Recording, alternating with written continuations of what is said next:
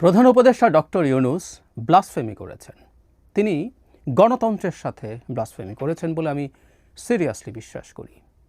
আমরা এর মধ্যেই হয়তো খেয়াল করেছি তিনি লন্ডন সফরে একটা ইন্টারভিউ দিয়েছেন এবং সেখানে অনেক কথা বলেছেন। ইনফ্যাক্ট তার ইন্টারভিউ থেকে অনেকগুলো ইস্যুতেই অ্যাড্রেস করা দরকার, আমার টেক বলা দরকার, বলবো হয়তো। কিন্তু সবচেয়ে গুরুত্বপূর্ণ যে কাজটা করেছেন, যে ব্লাসফেমিটা করেছেন, সেটা নিয়ে কথা বলা খুবই জরুরি, খুবই জরুরি। আমি অবাক হয়ে দেখি তিনি এগুলো বিশ্বাস করেন, এটাই অবাক হওয়ার ব্যাপার। তার চাইতে জরুরি কথা, তিনি মনে করেন এগুলো বলা যায়, প্রকাশ্যে বলা যায়।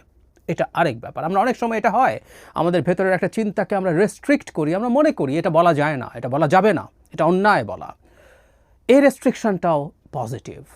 কিন্তু উনি এটাও বলছেন, দ্যাট মিনস উনি আসলে কোনো কিছু কেয়ার করছেন না।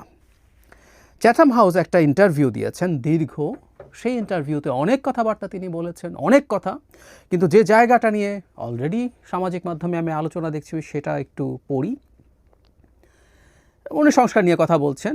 সেই সংস্কার নিয়ে কথা বলতে বলতে প্রশ্ন করা হয়, দলগুলো তো বলতে পারে এই প্রক্রিয়ার মধ্যে গণতান্ত্রিক উপাদান নেই, আপনি ভোটারদের উপরে আস্থা রাখছেন না কেন? এসব সিদ্ধান্তের জন্য ভোটারের উপর নির্ভর করছেন না কেন? কমিশনের চেয়ে ভোটারদের কাছে যাওয়াই তো ভালো। জবাবে ডক্টর ইউনূস বলেন, এমনটা যদি হয় তারা পারতেন, ভালো হতো। তারপর তিনি বলছেন, কিন্তু অনেক জটিল বিষয় আছে, শেষ পর্যন্ত আপনি কত টাকা দেবেন, আমি ভোট দেব, টাকা দেবেন, ভোট দেব, ভোটের বিষয়টি এমন হতে পারে।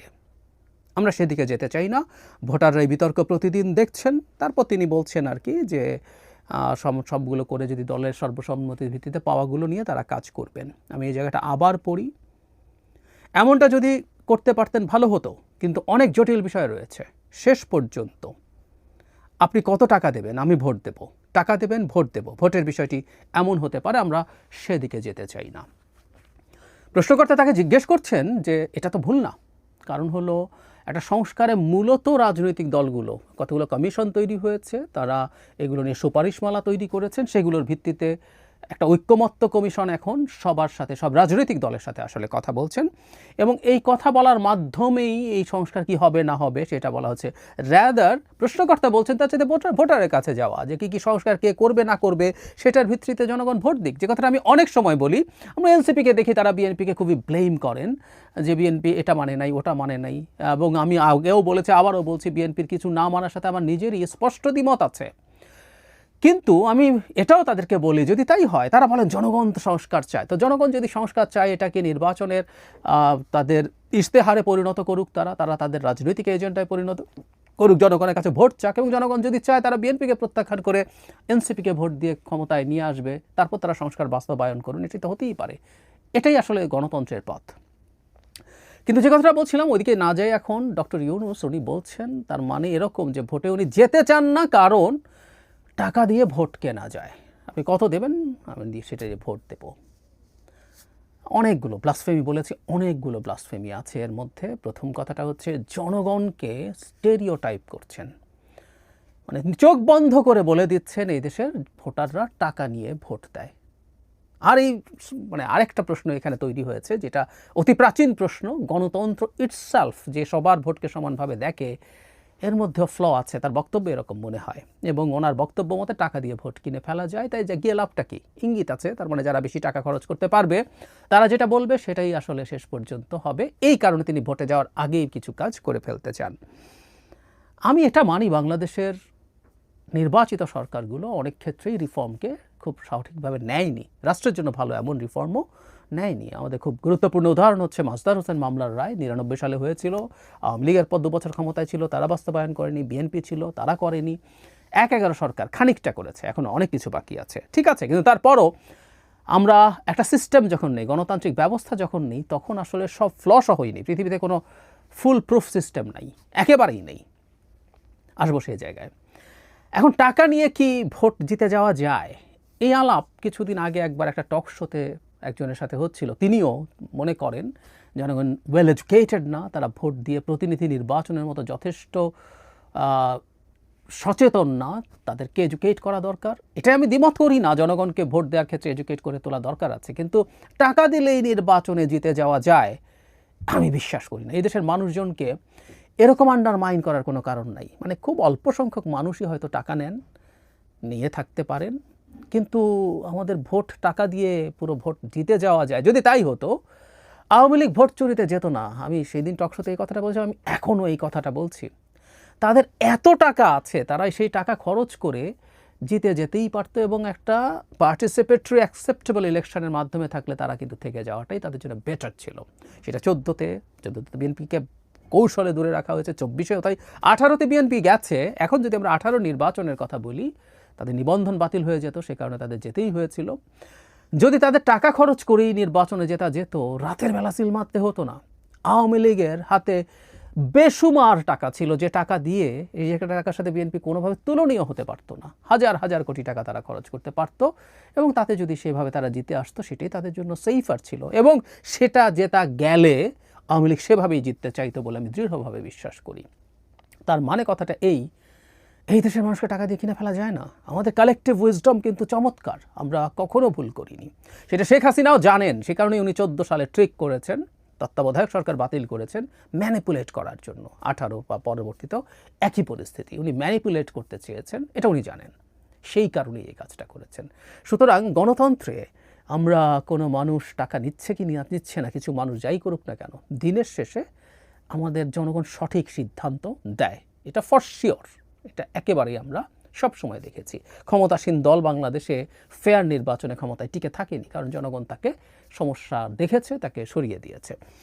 একটা কথা এখানে একটু যোগ করে রাখা ভালো, সেটা হলো গণতন্ত্রের ভাবে টাকা খাই বা না খাই ভুল সিদ্ধান্ত হতে পারে, but it's the part of the democracy. আমি একটা সিস্টেমের সুবিধা নেব, কোনো সমস্যা থাকলে সেটা চেষ্টা করব কমাতে, কিন্তু কিছু কিছু সমস্যা থাকলে সেটাও আমাকে মানতে হবে। ব্যাপারটা এইরকমই। প্রায় বলা হয়, এটা একটা খুবই কমন উদাহরণ, যে ব্রেক্সিট হলো, ব্রেক্সিটকে এখন মনে করা হয় যে সিদ্ধান্তটা সঠিক ছিল না, কিন্তু এটা একটা ডেমোক্রেটিক ডিসিশন ছিল। তো এটা হতে পারে, কিন্তু এটা সহই মেনে নিতে হবে। বলছিলাম যে অনেক পুরনো একটা তর্ক আছে, আলোচনা আছে, যা সক্রেটিসের এই আলোচনা শুরু করেছিলেন। পৃথিবীতে ডেমোক্রেসির সূতিকাগার যে গ্রিক সিটি স্টেটগুলো, এথেন্সে তখন অনেক সাধারণ ধরনের সিদ্ধান্তেও ভোট নিয়ে সেগুলো নেওয়া হতো, এবং উনি এটা পছন্দ করতেন না। তিনি ওই একই কথাই মনে করতেন যে এরা কি দেয়ার, এই যে কে কী করবে সেটা কি যথেষ্ট।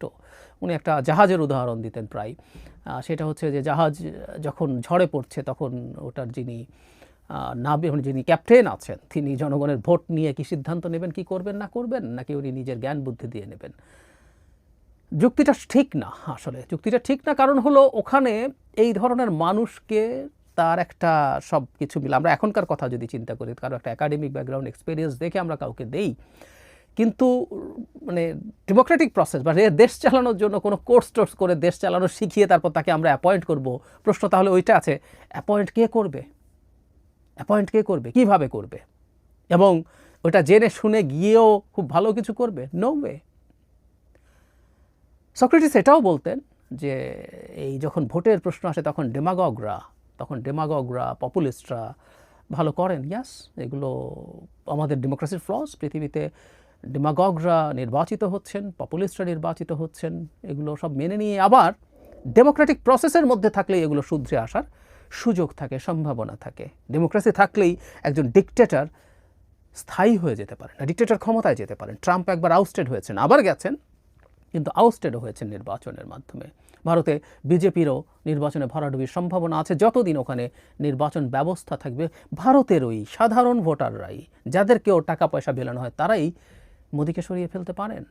এই প্রবণতা থাকে, এই কাজ করার সম্ভাবনা থাকে। এগুলো মাথায় নিয়েই আসলে আমাদেরকে চলতে হবে। ডেমোক্রেসির ফ্ল আছে, সব সিস্টেমের আছে, কিন্তু অটোক্রেসি বা একদলীয় ব্যবস্থা যেভাবেই বলি না কেন, তার চাইতে হাজার হাজার গুণ বেটার সিস্টেম। এটা আমাদের জার্নিতে আমরা বুঝেছি, সারা পৃথিবী তার জার্নিতে বুঝেছে। কোনো অল্টারনেটিভ পাওয়া যায়নি, আর কোনো অল্টারনেটিভ পাওয়া যাবে বলে মনেও হয় না। কিন্তু যে কথাটা বললাম, ডক্টর ইউনূসের যেটা সবচেয়ে বড় গর্হিত অপরাধ, যে কারণে এটা ব্লাসফেমি, কেউ যদি ডেমোক্রেটিক সিস্টেমে বা ব্যবস্থায় বিশ্বাস করে, সে কতগুলো প্রশ্ন আসলে তুলতে পারবে না। জনগণ ভোট দেয়, ভোট দিয়ে কাকে নির্বাচন করলো, ও কি ভালো না খারাপ, ও যদি ভালো বা খারাপ না হয়, আমি গায়ের জোরে কিছু কাজ করে যেতে চাই, বা আমি গায়ের জোরে আরও ক্ষমতায় থেকে যেতে চাই, যে কথাটা আমাদের কিছু তথাকথিত শিক্ষিত, আমি তাদেরকে শিক্ষিত মানুষ বলে মনে করি না, পাশ দেয়া মিডল ক্লাস বলার চেষ্টা করেন, যেহেতু রাজনৈতিক দলগুলো এটা করতে পারে, সো ডক্টর ইউনূস থেকে 5 বছর থেকে এটা করে যাবেন। যদিও ওনার পারফরমেন্স ইজ ভেরি ব্যাড, আমি ধরে ধরে কথা বলবো এখন। আমার মনে হয় কেন ডিসেম্বরের বেশি আসলে তাদের থাকাই উচিত না। তো যাই হোক, তিনি যদি ভালো করতেনও তারপর লাভ হতো না। আর আমাদের তো আসলে সামনে এটা এখন খুব পোর্ট্রেট হলো বিভিন্ন ক্ষেত্রে সফল মানুষদের দ্বারা তৈরি একটা সরকার আচারলি ফেল করেছে, একদম চোখের সামনে ফেল করেছে। এবং আমরা নির্দ্বিধায় বলে দিতে পারি যে কেউ আজকে আমার নাম দিয়ে লিখে নিন, এটা বিএনপি বা কোনো রাজনৈতিক, ধরুন জামায়াত, বিএনপি, যে কেউ, এনসিপি ক্ষমতায় আসলো জনগণের ভোটে, তার সরকার এই সরকারের চেয়ে ফার বেটার পারফর্ম করবে। বাংলাদেশ নিখুঁত হয়ে যাবে না, কিন্তু ফার বেটার পারফর্ম করবে। কিন্তু যে কথাটা বলছিলাম, গণতন্ত্রের মধ্যে থাকবো, গণতান্ত্রিক ব্যবস্থায় থাকবো, গণতান্ত্রিক ব্যবস্থা ফিরিয়ে আনার চেষ্টা করব, কিন্তু জনগণকে তাচ্ছিল্য করব, জনগণের ম্যান্ডেট দেওয়ার প্রসেসকে নিয়ে হাসাহাসি করব, এটা ব্লাসফেমি। ধারণা করি তার কাছে খারাপ লাগতেই পারে। ডক্টর ইউনূসের মতো মানুষ বাংলাদেশের রাজনৈতিক দল তৈরি করার চেষ্টা করেছিলেন 11 সময়, তখন তিনি একদম নতুন ফ্রেশ নোবেল লরিয়েট, প্রচুর ক্রেজ তাকে নিয়ে। তিনি সাড়া পাননি মানুষের কাছে খুব একটা, অলমোস্ট পাননি। তার মতো মানুষ আর একটু বেটার সাড়া পাওয়া উচিত ছিল, কিন্তু পাননি। এটাই রিয়ালিটি, এটাই গণতন্ত্র। গণতন্ত্রকে এভাবেই মেনে নিতে হবে, এভাবেই মেনে নিতে হবে। সবাই যে খুব টাকা পয়সা খরচ করে জিতে যাবে, নট নেসেসারিলি। আমরা তাত্ত্বিকভাবে বলি, ধরলাম এনসিপি 300 আসনই সিট তাদের ক্যান্ডিডেট দিতে পারলো, এবং এনসিপিকে, আবার বলছে একটা থট এক্সপেরিমেন্ট, এনসিপি বিএনপির চাইতে বেশি টাকা খরচ করলো নির্বাচনে। আমরা কি মনে করি এনসিপি সরকার গঠন করবে? এগুলো বাজে কথা, একদম বাজে কথা। এই কথাগুলো বলা কোনোভাবেই উচিত না, ডেমোক্রেটিক সিস্টেমে উচিত না। আমি শুরুতে বলেছি, আবারও মনে করি ভোটারদেরকে আমাদের আরও সচেতন করে তুলতে হবে, এবং এই কাজগুলোই গণতান্ত্রিক প্রক্রিয়াতেই করতে হবে। বহু সময় বলেছি, আমি এনসিপির লোকজনের সাথে টক শোতে বসে বলেছি, ধরুন আপনাদের ডিজায়ার্ড কোনো সংস্কার যেটা আপনি পছন্দ করেন বা আমিও পছন্দ করি, সেটা বিএনপি করতে চাইছে না, বিএনপি নির্বাচন করলো, জিতে গেল, আপনারা জনগণের কাছে ক্রমাগত যেতে থাকেন, সংস্কারের কথা বলতে থাকেন, সংস্কারকে পয়েন্ট আউট করেন যে এই সংস্কারটা বিএনপি করে নাই, তাতে আপনার এই ক্ষতি হয়েছে, এটা হলো আপনার ওই ভালো হতো, এবং আমি আপনার জন্য এই কাজটা করতে চাই। জনগণকে পলিটিক্যালি কনসাস আসলে করতে হবে, সেই পলিটিক্যাল প্রসেসেই পলিটিক্সের লোকজনই করবে। জনগণ ভোট ঠিক মতো দিতে পারে না এটা বলে আমি গায়ের জোরে ক্ষমতায় থাকবো বা কিছু গায়ের জোরে চাপিয়ে দিয়ে চলে যাবো, ভালো করব ঘাট ধরে, গণতন্ত্রে এটা হয় না, এটা করা যায় না। কিছু কিছু কাজ রাজনৈতিক দলকে নিয়ে সংস্কার তিনি করছেন, কিন্তু যে বিভৎস মন্তব্য করেছেন, এটা একটা ব্লাসফেমি।